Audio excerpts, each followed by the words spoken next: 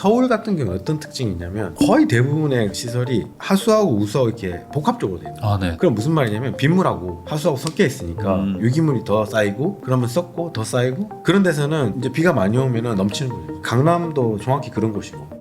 서울대학교 정수정 교수님하고 이야기 나누고 있는데요. 그러면 이제 저희 채널은 좀 부동산 기반의 뭐 재테크 관련된 채널이니까 좀 부동산 쪽에서 미치는 기후 변화 이런 것도 조금 한번 좀 여쭤보려고 합니다. 우선 가장 많이 뭐 이런 기후 얘기 나올 때 댓글 달리는 게 뭐냐면은 뭐 부산, 뭐 송도 이런 데들 보면 앞으로 이제 해수면이 올라가서 북극에 있는 얼음 다 녹아가지고 이제 해수면이 뭐 몇십 센치가 올라와가지고 이제 다 뭐 물에 잠긴다. 그러니까 어차피 의미 없어요. 뭐 이런 댓글들이 달리거든요. 이게 지금 뭐 얼마나 현실적인 얘기인 건지 아니면 뭐 허무맹랑한 얘기인 건지 이런 거 좀 궁금합니다. 해수면. 그러니까 우리나라 그 연근해의 해수면이 막 동시다발적으로 똑같이 모든 지역이 올라가지는 않을 텐데 일부 지역은 좀 올라가고 일부 지역은 오히려 내려갈 수도 있고 네. 그런 식으로 변화가 있을 텐데 전반적으로는 오르긴 오를 거예요.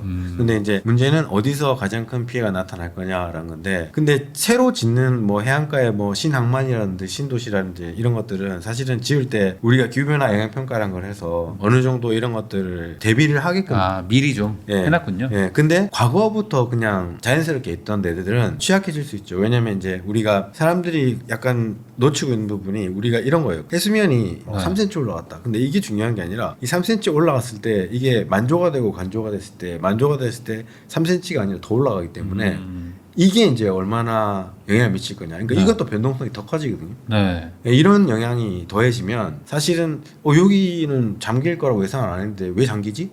이런 것들이 나타날 수 있고 이런 것들은 이제 강 하구에서 주로 나타날 수 있어요. 근데 이제 사람들이 또 관광하고 있는 게 송도나 부산만 생각해서는 안 되고 우리나라는 사실 국토가 되게 폭이 좁잖아요. 그렇죠. 이 뭐 이래봐야 부산 서울 해봐야 뭐 500km도 안 되고 이거 해봐야 300km도 안 되는데 사실은 이제 우리가 지구 저기 사회과부도 옛날에 우리 사회과부도 전구지도 보면 우리나라는 서울이든 뭐 원주 춘천도 다 해안가야. 크게 봤을 때는 해안가야. 네. 그러니까 굉장히 취약성이 큰 거죠 어떻게 보면. 우리 입장에서는 서울은 내륙이다 생각하지만 이제 전지구적으로 봤을 때는 그러니까 어차피 바닷가다. 전 세계에서 기후를 하는 사람들이 해수면 상승으로 위험하다고 하는 해안가는 우리나라의 내륙 지역도 다 해안가라. 한 몽골 정도 돼야 내륙인가? 그렇죠. 그게 몽골.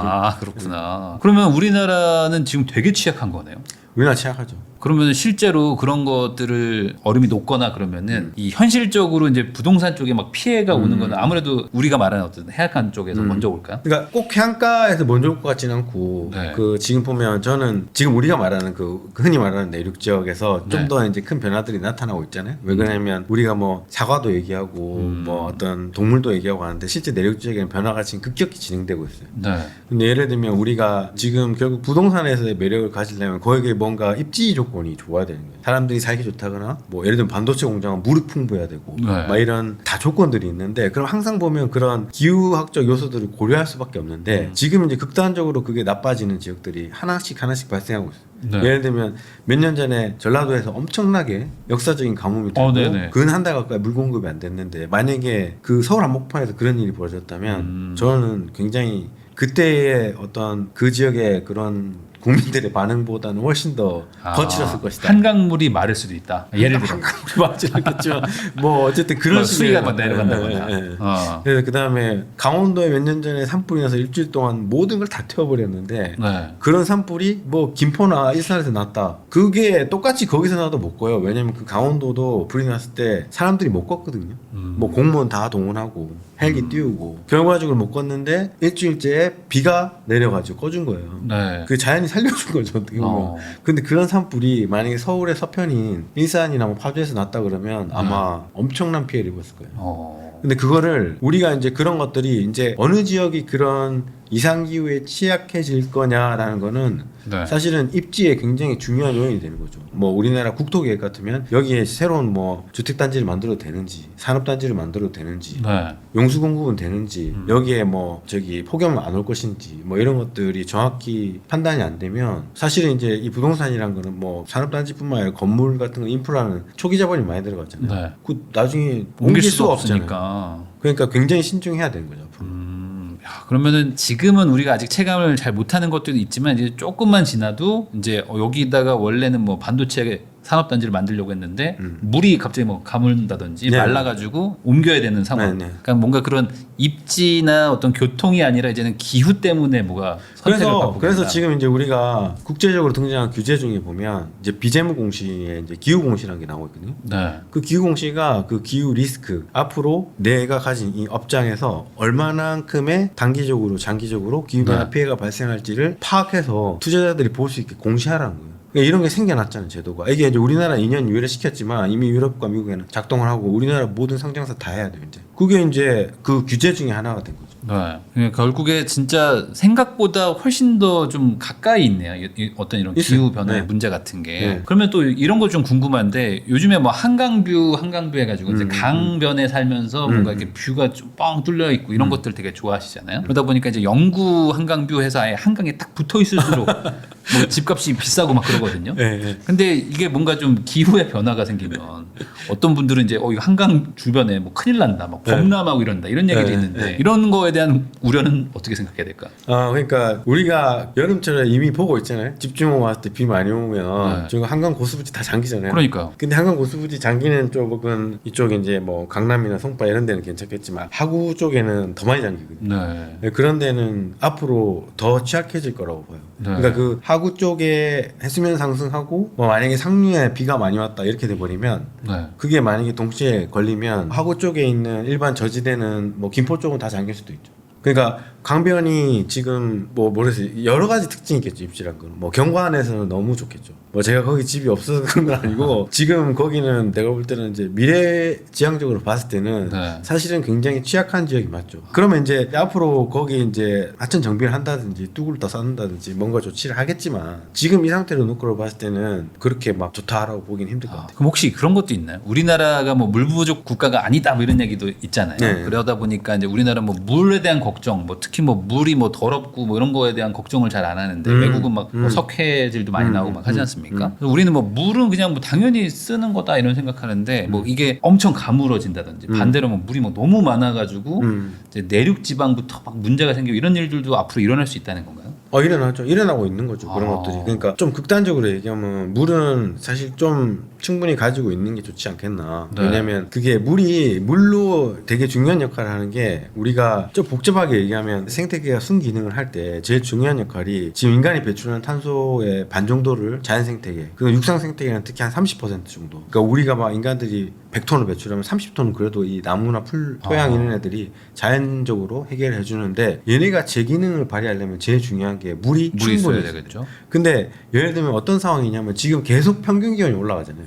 대기가 계속 뜨거워지고 있기 때문에 증발을 계속해요. 무슨 말이냐면 우리가 계속 달리기 하는 것처럼 계속 목이 마른 상태가 돼요. 그럼 물이 옛날보다 더 많이 있어야 돼요. 얘가 원래 기능을 하려면. 그러면 이제 물이 부족해지면 얘는 기능을 못하는 거예요.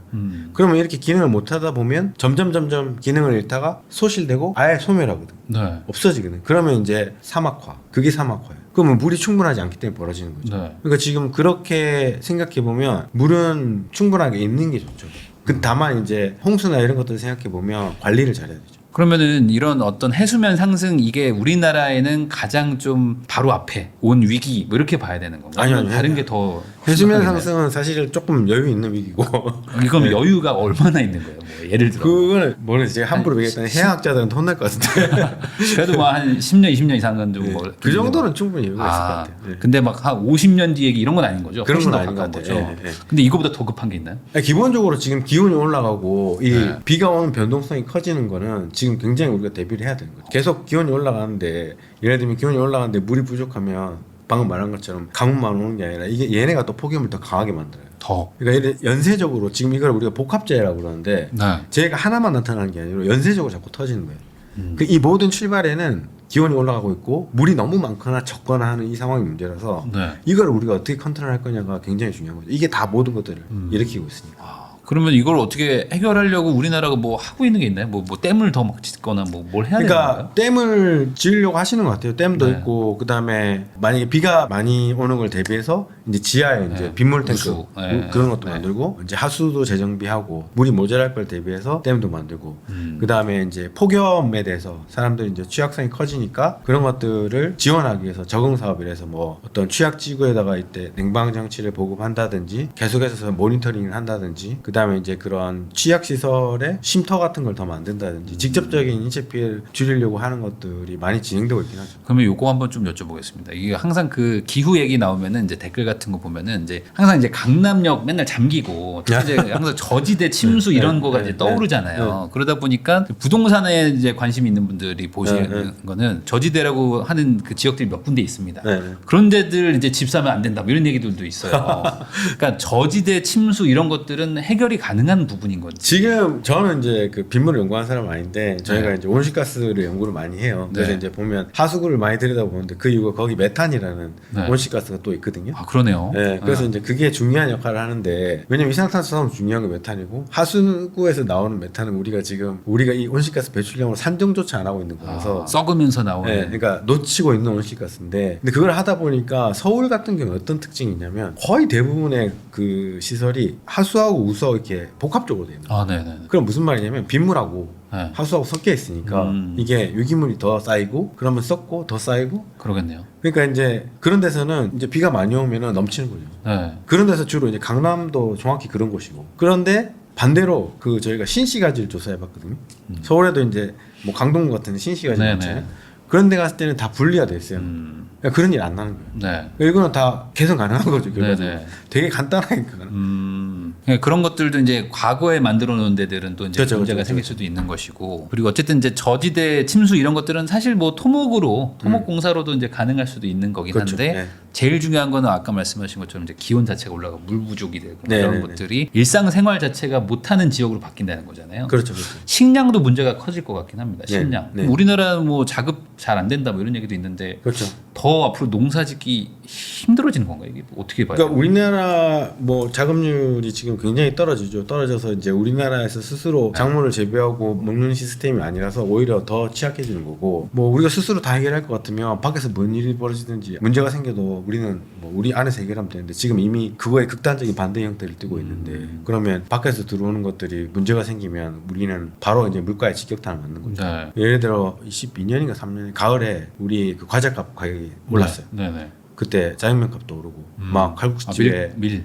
칼국수집에 내용물이 막 반으로 줄고 막 네. 그때 막 사람들 막 엄청 두들대고 그랬는데 그게 이제 결과적으로 이제 밀 가격이 폭등해서 그런 건데 네. 그게 왜 그러냐면 그때 초에 이제 러시아 우크라이나 전쟁이 났고 우크라이나가 밀 공급의 주요 공급원인데 문을 닫을 수밖에 없는 거죠. 그래도 이제 사람들이 이제 걱정을 덜한 거는 인도나 미국이 있으니까 인도가 네. 두 번째로 많이 공급하니까. 근데 인도에 폭염이 온 거예요. 그래서 이제 그때 막 재밌는 일화가 그 신문에 뭐가 났냐면 이게 새가 죽은 걸 사진을 했는데 그때 섭씨 50도에 네. 날아가던 새가 떨어 죽었죠. 너무 더워가지고. 그냥 잘 가다가 죽은 거예요. 너무 섭씨 50도면 그렇지 열사병으로 그냥 네. 그래서 이제 아마 이미 힘을 잃고 있다가 나르다가 그냥 네. 죽었겠죠. 네. 근데 이제 그렇게 되니까 막 난리가 난 거죠. 물 부족으로. 그러면 이제 거기에 이제 곡물이 수급이 안 잘할 수가 됐으니까 없으니까. 인도 총리가 바로 그냥 수출 금지령. 근데 미국은 똑같은 시기에 그 6개월 전에 가뭄이 들어가지고 이미 생산량이 적어. 이러니까 이제 공급망이 완전히 무너지는 거예요. 네. 그럼 이제 오를 수밖에 없죠. 그럼 우리나라 바로 직격탄 맞는 거예요. 그러면은 이게 뭐 예를 들어 밀이 없어도 뭐 쌀이나 뭐 이런 것들 그러니까 전반적으로 생산량 자체가 유지가 되면은 뭐 대체품으로도 먹을 텐데 그렇죠. 이 지금 기온 온난화가 계속되면은 이 식량 생산량이랄까 이게 절대값 자체가 뭐 줄어드는 건가요? 그 식량 생산량에 제가 뭐 식량 전문가는 아니라서 전부 다 주는지는 모르겠는데 한 가지 확실한 거는 이런 폭염이나 집중호우가 강한 폭우나 홍수가 왔을 때 그의 생산량이 줄어드는 거는 통계적으로 명확히 나오기 때문에 뭐 미국에 폭염이 왔을 때 옥수수 생산량이 줄고 미래 생산량이 줄고 가뭄이 들었을 때 이런 것들은 정확하니까 경향성이 있다라기보다는 그런 게 빈번해지면 당연히 줄 수밖에 없다. 왜냐면 둘은 양의 상관성을 가지고 있으니까. 그러면 이게 진짜 나중에는 뭐 정말 먹을 거 가지고 싸운다고 뭐 진짜 전쟁 뭐 이런 것들의 어떤 뭐 계기가 될 수도 있는 거고. 네. 근데 이게 너무 먼 얘기가 아니라는 거잖아요. 생각보다 빨리. 그 아프리카 같은 데는 물과 그 식량 때문에 전쟁이 일어나고 있잖아요. 지금 난민이 생기고. 근데 그런 굉장히 좀 이런 말하면 죄송하지만 취약하다고 느낄 수 있는 국가에서 그런 일이 벌어지는 걸 보면 우리는 아직 어느 정도 더 수준이 높기 때문에 버티는 거죠. 근데 이게 뭐 국가적인 기후 불평등일 수도 있고 뭐 여러 가지 있는데 이런 것들이 불평등을 야기하고 있지만 불평등이 아예 사라질 수도 있어요. 왜냐하면 전부 다 견디기 힘든 수준이 되면 불평등이 아니라 다 그냥 힘든 거죠. 그 좋은 건 아니죠. 지금. 좋은 건 아니죠. 좋은 건. 그러니까 이게 생각보다 심각한 얘기라고 받아들일 수도 있겠네요. 그렇죠.